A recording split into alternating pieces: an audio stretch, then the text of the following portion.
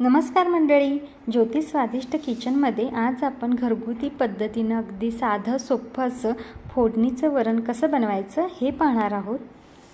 गरमागरम भात, त्याच्यावर साजूक तुपाची धार आणि त्यावरती हे गरमागरम असं वरण घालून भात अगदी अप्रतिम असा लागतो, भन्नाट लागतो। वरण भात सगळ्यांनाच खूप जास्त आवडतो।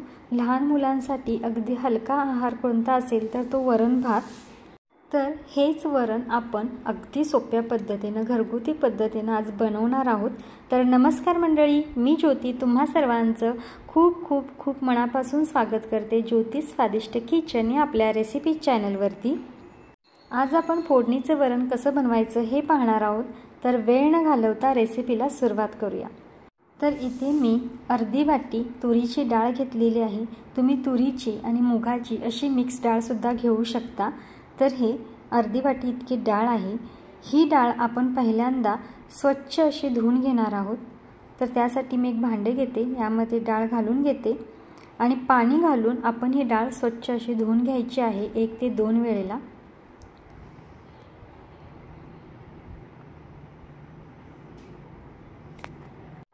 तर इथे ही डाळ मी स्वच्छ अशी हाताने धुवून घेतलेली आहे। पाणी काढून घेऊया आणि पुन्हा एकदा आपण ही डाळ अजून धुवून घेणार आहे। तर थोडं पाणी घालून पुन्हा एकदा ही डाळ छान अशी धुवून घ्यायची।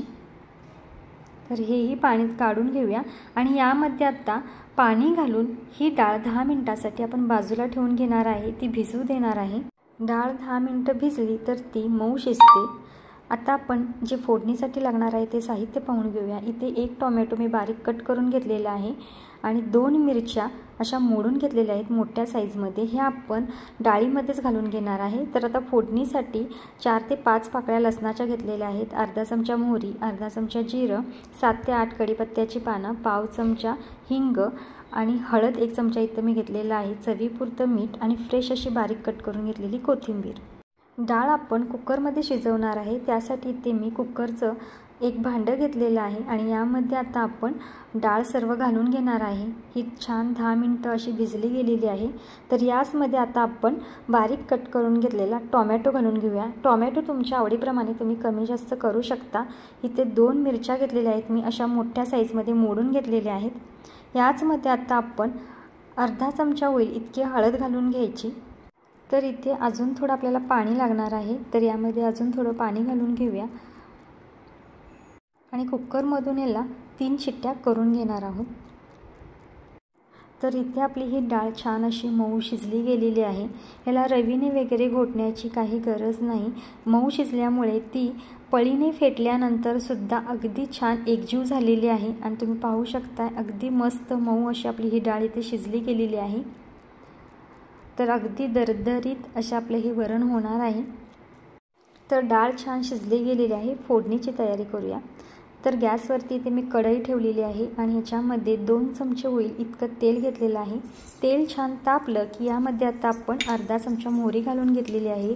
मोहरी छान तडतडली की जिरं घालून घेऊया। जिरं छान फुललं गेलं की यामध्ये आता आपण कढीपत्ता घालून घ्यायचा। कढीपत्ता घातल्यानंतर आपण यामध्ये बारीक ठेचून घेतलेला लसूण घालायचा। गॅसचा फ्लेम अगदी मंद करायचा। मंद आचेवरतीच आपण ही फोडणी करून घेणार आहे, जेणेकरून ती अजिबात जळणार नाही। तर यामध्ये आता मी पाव चमचा हिंग घालून घेतलेला आहे आणि अर्धा चमचा आपण यामध्ये सुद्धा हळद घालणार आहे। त्याने वरणाला खूप छान कलर येतो, टेस्टही खूप छान येते। हे सर्व घालून झाल्यानंतर आपण हे मिश्रण हलवून घेऊया। ही फोडणी छान अशी मिक्स करून घेऊया आणि आता ह्या फोडणीमध्ये आपण जे वरणाचं डाळ शिजली होती ती डाळ सर्व आपण यामध्ये आता घालून घेणार आहोत। छान अशी याला फोडणी बसलेली आहे आणि वरण जे आपलं आहे डाळ शिजलेली आहे ते यामध्ये आपण घालून घेऊया। अगदी मस्त असे हे वरणाला छान फोडणी बसलेली आहे। डाळ शिजवलेल्या भांड्यामध्ये थोडंसं पाणी घालून आपण हे वरणामध्ये घालून घेतलेलं आहे। तुम्हाला ज्या पद्धतीने वरण हवे, पातळ किंवा दाटसर, त्या पद्धतीने तुम्ही त्यामध्ये पाणी घालू शकता। तर यामध्ये आता आपण चवीपुरतं मीठ घालून घेणार आहे।